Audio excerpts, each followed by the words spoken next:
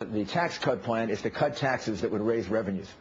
In New York City, I cut taxes. I cut the income tax by 24%. I was collecting 48% higher revenues from the lower tax than the higher tax. A cut in the corporate tax, for example, that we're proposing right now from 35 to 25% would mean more jobs, more investment, more revenues.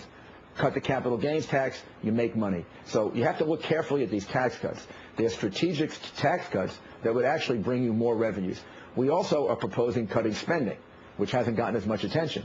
We would cut spending by not rehiring half of the government employees who are coming up for retirement on the civilian side, by putting targets on the civilian agencies of 5 and 10% reductions.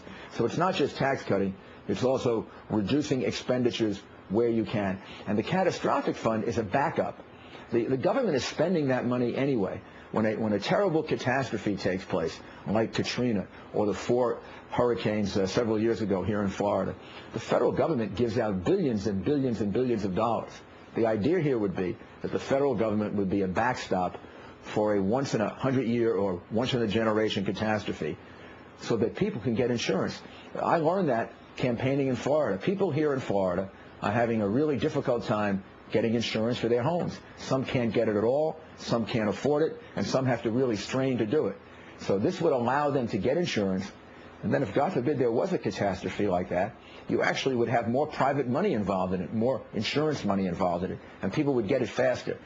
I think it's a prudent way to do it, and it's a way in which you get communities ready for whatever might happen to them, which is part of Homeland Security in the first place.